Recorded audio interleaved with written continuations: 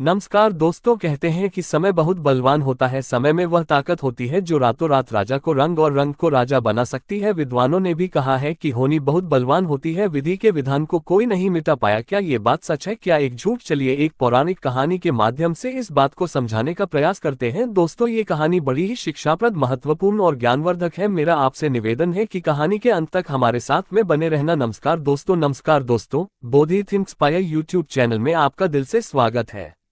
बहुत समय पहले की बात है, एक नगर से दूर एक महात्मा का आश्रम था। वह सभी शास्त्रों और वेदों का ज्ञान रखते थे। उसके चर्चे बहुत दूर दूर तक फैले हुए थे। उसके पास दूर दूर से लोग अपना भाग्य दिखाने के लिए आते थे। वह महात्मा बहुत ही ज्ञानी थे। जिन लोगों का भी भाग्य देखकर उन्हें बताते थे वह बात सच साबित होती थी। दूर से ही उनका भाग्य पढ़कर यह बता देते थे कि उनके भाग्य में क्या लिखा हुआ है। भूतकाल, भविष्य और वर्तमान तीनों कालों का ज्ञान रखते थे। उसी नगर में एक पति और उसकी पत्नी रहते थे। उसकी पत्नी धर्म और आस्था में बहुत विश्वास रखती थी। उनकी कोई संतान नहीं थी। गांव के लोगों से सुना था कि गांव में एक महात्मा है जो किसी का भी भाग्य बता देते हैं कि उसके भाग्य में क्या लिखा है। उन्होंने सोचा कि क्यों ना हम भी एक बार उस महात्मा के दर्शन कर। और अगली सुबह वह पंडित और उसकी पत्नी उस महात्मा से मिलने के लिए निकल जाते हैं। वे दोनों उस महात्मा के आश्रम आकर रोने लग जाते हैं। महात्मा दोनों को चुप कराते हुए पूछते हैं, बेटा रोम, तुम्हें क्या दुख है? मुझे बताओ, मैं कोई ना कोई समाधान जरूर निकाल लूंगा। तब पंडित कहता है, गुरुदेव, हमारे कोई संतान नहीं है। ये दुख हम दोनों को हर दिन अंदर सिखाता रहता है। हमने आपका बहुत नाम सुना है, तभी हम आपके पास आए हैं। आप हमारा भाग्य देखकर बताओ कि हमारे जीवन में पुत्र सुख है या नहीं। फिर महात्मा कहते हैं, तुम चिंता मत करो। तभी महात्मा पंडित की पत्नी को आश्रम के मंदिर से 2 सेब लाकर देता है और कहता है, इनको आप दोनों पति पत्नी खा लेना, तुम्हें अवश्य ही संतान प्राप्ति होगी। उसके बाद वह दोनों महात्मा को प्रणाम करके वहां से अपने घर चले आते। कुछ महीनों के बाद वैसा ही होता है। 1 साल के बाद उनके घर पुत्र का जन्म होता है। पंडित और उसकी पत्नी बहुत खुश थे। पंडित अपनी पत्नी से कहता है कि क्यों ना हम महात्मा को अपने घर बुलाकर उनकी सेवा करें। फिर पंडित उस महात्मा को अपने घर बुलाते हैं और उनकी सेवा करता है। और पंडित अपने बेटे का नामकरण करवाता है और उसके बेटे का नाम अर्जुन रखते हैं। तभी पंडित कहता है, गुरुदेव, आप हमारे बच्चे का भविष्य देखकर बताओ कि हमारा पुत्र जीवन में क्या करेगा। तभी वह महात्मा कहता है, अभी इसको बड़ा होने दो, जब इसकी आयु 8 वर्ष की हो जाए तब इसको मेरे पास लेकर आना, मैं इसका भाग्य अवश्य बता दूंगा। ये बोलकर महात्मा वहां से चले आते हैं। धीरे धीरे समय गुजरता गया। पंडित का बेटा अब 8 वर्ष का हो गया था। एक दिन पंडित अपने बेटे को लेकर उस गुरु के आश्रम जाते हैं तो वह देखते हैं कि वहां लोगों की भीड़ लगी हुई थी। तब पंडित का लड़का पंडित से पूछता है, पिताजी, यह सब क्या हो रहा है? तब पंडित अपने बच्चे को बताता है कि यह महात्मा त्रिकालदर्शी है, इनको भविष्य का पता चल जाता है। ये सब लोग अपने अपने भविष्य का पता करने यहाँ आए हुए हैं। तब वह पंडित का लड़का उन गुरुदेव के पास जाता है और कहता है, गुरुदेव, आप मेरा भी भविष्य देखो ना। उस छोटे बालक की बात सुनकर गुरुदेव पहले तो मना कर देते हैं, लेकिन बाद में बच्चे की जिद पर मान जाते हैं और उससे कहते हैं, बेटा, मैं तुम्हारा भाग्य देखता हूँ, तुम मेरे सामने आकर बैठ जाओ। फिर महात्मा उस पंडित पुत्र का भाग्य देखने लगता है। उस महात्मा ने अपने ग्रंथ को खोला और फिर पंडित पुत्र के ललाट को देखा। जब उसने गणना की तो महात्मा ने देखा कि पंडित के पुत्र का विवाह तो एक नीच कुल की कन्या के साथ होना लिखा है। जब उसने ये देखा तो वह सोचने लगा कि अब क्या होगा, ये जाति से उच्च कुल का ब्राह्मण है और इसके पुत्र का विवाह नीच कुल की लड़की से होगा। यदि ऐसा हो गया तो ये कहीं का नहीं रहेगा और किसी को अपना मुंह दिखाने लायक भी नहीं रहेगा। महात्मा ये सब बात उस पंडित को बता देता है। पंडित ये सुनकर कहता है, गुरुदेव, नहीं नहीं, मैं ऐसा नहीं होने दूंगा। जब मैंने जान लिया तो मैं भाग्य को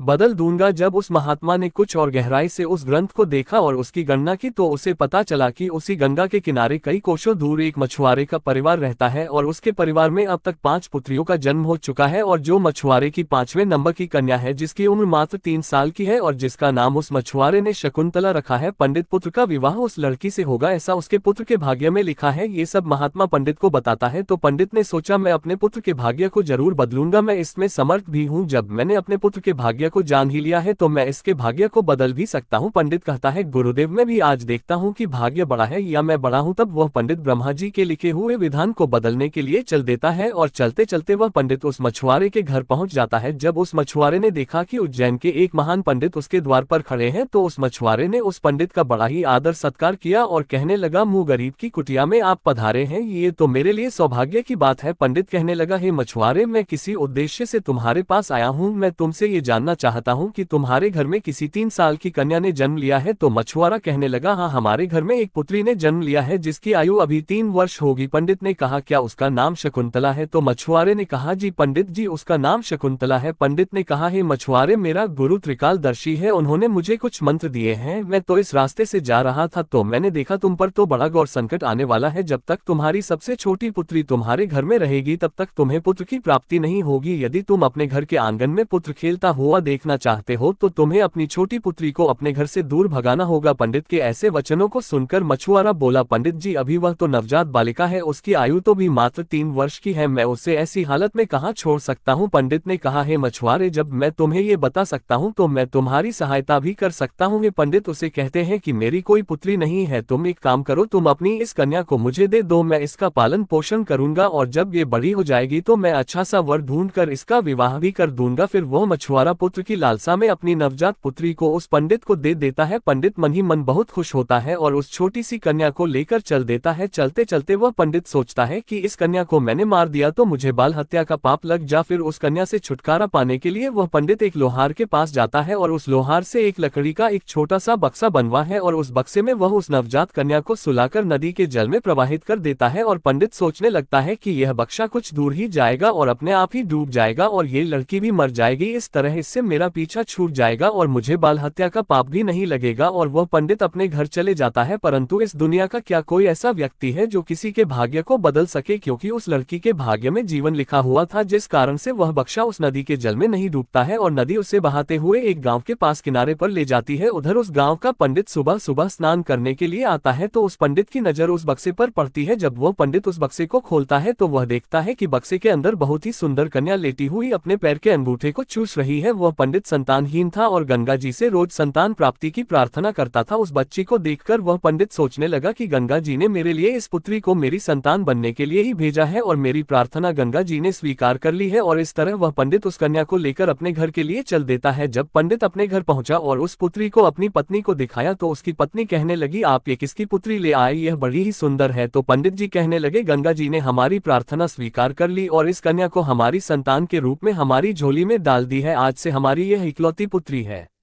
इसका हम बड़े अच्छे से पालन पोषण करेंगे और इसे अच्छे संस्कार देंगे, इसे किसी चीज की कोई कमी नहीं होने देंगे। इस वह पंडित और उसकी पत्नी उस कन्या का पालन पोषण करने लगे। समय गुजरा और समय के साथ साथ वह कन्या भी बड़ी हुई। जैसे जैसे वह लड़की बड़ी होती गई वैसे वैसे उसकी सुंदरता में 4 चांद लगते गए। वह इतनी सुंदर थी जैसे कोई इंद्र की अप्सरा हो। फिर जब लड़की थोड़ी और बड़ी हुई तो एक दिन पंडिताई ने अपने पति से कहा, सुनते हो, हमारी बिटिया अब बड़ी हो गई है और इसकी विवाह की भी उम्र हो गई है, आप कहीं जाकर वर ढूंढ कर हमारी बिटिया की शादी कर दो। पत्नी की यह बात सुनकर वह पंडित अपनी इकलौती पुत्री के लिए वर देखने के लिए चल देता है। जब आसपास में उसके लायक कोई वर नहीं मिलता है तो पंडित जी अपनी पुत्री के लिए वर की तलाश करते करते उज्जैन नगरी में पहुंच जाते हैं। वहां जाकर लोगों से पूछते हैं कि यहाँ कोई ऐसा ब्राह्मण परिवार है जिसका कोई पुत्र विवाह के योग्य हो तो बताओ। उज्जैन के लोग उस पंडित के बारे में बताते हैं जिसने उस लड़की को नदी में बहा दिया था। उनका बहुत ही संस्कारी परिवार है और उन पंडित का एक इकलौता पुत्र है और उसकी उम्र भी विवाह के योग्य है। पंडित जी, आपकी बात उन पंडित के पास बन जाए तो आपकी पुत्री बहुत ही सुखी रहेगी। उन लोगों की बात सुनकर पंडित जी उस पंडित के घर अपनी बेटी की शादी करने के लिए चल देता है। जब वह पंडित के घर पहुंचे और उस पंडित से मिले और जब पंडित जी ने अपनी पुत्री की सुंदरता के बारे में बताया और पंडित को अपने आने का मकसद बताया कि मेरी एक पुत्री है और उसका विवाह हम आपके पुत्र के साथ करना चाहते हैं, तो वह पंडित भी बड़ा खुश हुआ कि चलो, मेरे पुत्र के जो भाग्य में लिखा था अब वह बदल गया है और एक ब्राह्मण अपनी पुत्री की शादी के लिए मेरे पास आया है। वह पंडित उस ब्राह्मण की उस बिटिया से अपने पुत्र की शादी करने के लिए तैयार हो जाता है और फिर विवाह का समय निश्चित भी हो जाता है और वह ब्राह्मण खुशी खुशी अपने घर चला जाता है और अपनी पत्नी से सारी चर्चा करता है। फिर कुछ दिन बाद वह दिन भी आ जाता है जिस दिन पंडित की पुत्री और उस पंडित के पुत्र की शादी होनी होती है। फिर वह पंडित अपने पुत्र की बारात लेकर उस पंडित के गांव की तरफ चल देता है और सोचता जा रहा है कि मैंने अपने पुत्र का भाग्य बदल दिया, जो उस महात्मा ने कहा था मैं उसको भी बदल दूंगा, आज मैं अपने पुत्र का भाग्य बदल दूंगा। लेकिन पंडित को पता नहीं था कि विधाता का लिखा कोई नहीं मिटा सकता, उसे विधाता भी नहीं मिटा सकते। जो लिख दिया वह तो अटल है, जैसा जिसके भाग्य में लिख दिया वैसा तो होकर ही रहता है, चाहे कोई कितने भी जतन कर ले, लेकिन भाग्य का लिखा कोई नहीं मिटा सकता। इस तरह सहयोग से आज वही मछुआरे की कन्या आज पंडित की पुत्री बनकर उस पंडित के बेटे के साथ विवाह करने के लिए तैयार हो रही है, जिसे उस पंडित ने पानी में बहा दिया था। फिर उस लड़की का विवाह उस पंडित के बेटे के साथ हो जाता है और इस तरह वह कन्या पंडित के घर में आ जाती है। पंडित का पुत्र सुंदर सी पत्नी पाकर खुश था, पंडित की पुत्री सुंदर सा पति पाकर खुश थी और पंडित इस बात से खुश था कि मैंने अपने पुत्र का भाग्य बदल दिया है। फिर एक दिन किसी कार्य से उस पंडित के पुत्र को उज्जैन से कुछ दिनों के लिए बाहर जाना पड़ता है। एक दिन वह पंडित अपने बेटे की बहू को लेकर उस महात्मा के आश्रम जाते हैं। उधर पहुंचकर गुरुदेव को प्रणाम करते हैं और बताते हैं कि गुरुदेव, मैंने विधि के विधान को भी बदल दिया। ये सुनकर गुरुदेव हंसने लगते हैं। पंडित गुरुदेव को हंसता देख पूछते हैं, गुरुदेव आप हंस क्यों रहे हो? तब गुरुदेव पंडित को बताते हैं, यह वही लड़की है जिसको तुमने नदी में बहा दिया था। ये सुनकर पंडित का पसीना छूटने लगा। उसने सोचा ये तो वही मछुआरे की लड़की है जिसे मैंने मरने के लिए नदी में प्रवाहित कर दिया था। फिर यह मेरे घर में मेरी पुत्र वधू बनकर कैसे आ गई? उसने शकुंतला से कहा, पुत्री तुम अपने पिताजी की इकलौती पुत्री हो ना? तो वह कन्या बोली, जी पिताजी, मेरे असली माता पिता तो बड़े दुष्ट थे। उन्होंने मुझे 3 वर्ष की अवस्था में ही गंगा में प्रवाहित कर दिया था और जो मेरे नए माता पिता हैं इन्होंने मुझे नया जीवन दान दिया। जिस दिन से मुझे नया जीवन दान मिला है तब से यही मेरे माता पिता हैं। जब पंडित ने यह साबित कर लिया कि यह वही मछुआरे की लड़की है तो पंडित ने इस शकुंतला से निजात पाने के लिए एक युक्ति निकाली और अपने बेटे की बहू से बोला, बेटी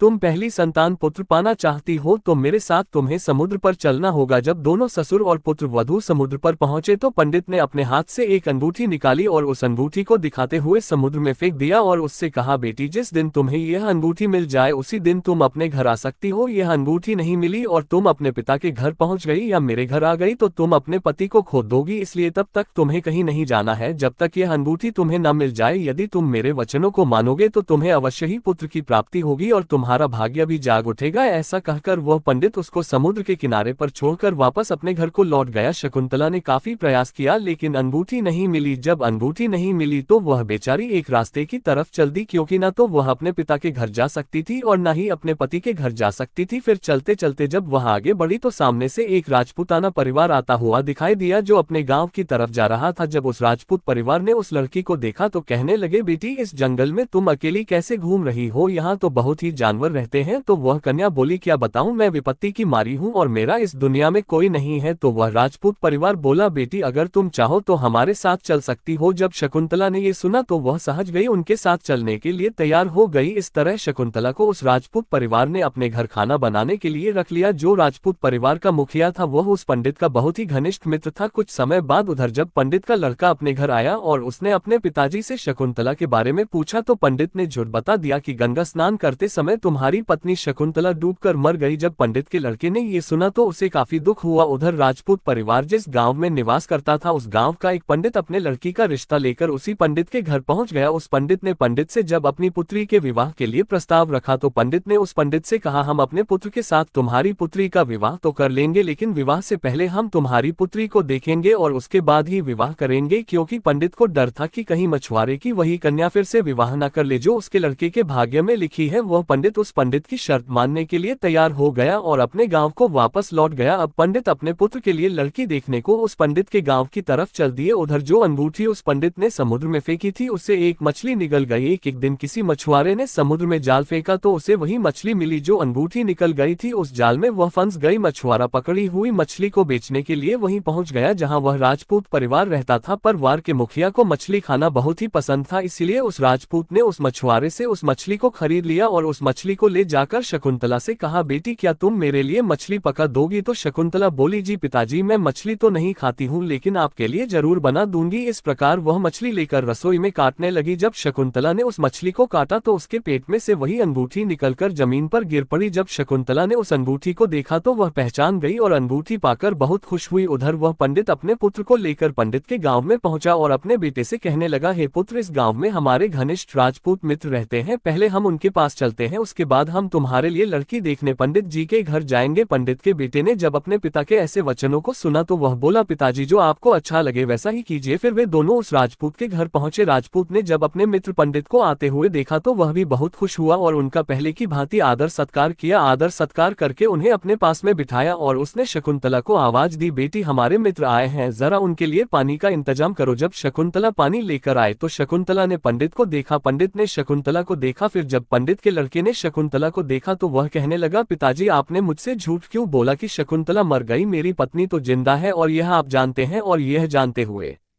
भी आपने मेरा विवाह किसी अन्य लड़की से करने की कैसे सोची? तो वह पंडित दुख मन से कहता है, पुत्र मैं भटक गया था, मैं विधाता के लिखे भाग्य को बदलने के प्रयास में इतना नीच कर्म कर बैठा कि कुछ पूछो ही मत। फिर उसने पूरी कहानी सभी को सुना दी और कहने लगा, मुझे अपने ऊपर कुछ ज्यादा ही घमंड हो गया था, जो विधाता के लिखे को मिटाने चला था मैंने लाख कोशिश की लेकिन हुआ वही जो तेरे भाग्य में लिखा था। ये कहकर उसने अपने बेटे की बहू से माफी मांगी और आदर सत्कार से उसे घर लेकर गए। दोस्तों, विधि के विधान को कोई बदल नहीं सकता, जो लिखा होता है वह जरूर होता है। दोस्तों, आपने आज के इस वीडियो से क्या सीखा वह मुझे आप कमेंट में बता सकते हैं। के साथ में उम्मीद है कि आपको आज की वीडियो पसंद आई होगी, तो इस वीडियो को उस इंसान को शेयर करें जिससे ये कहानी सुनने की जरूरत है और उसी के ठीक बाद चैनल को सब्सक्राइब करें। तो चलिए फिर मिलते हैं ऐसी एक और नई वीडियो में एक नए मैसेज के साथ। तब तक के लिए अपना ख्याल रखें। धन्यवाद और जय श्री राम।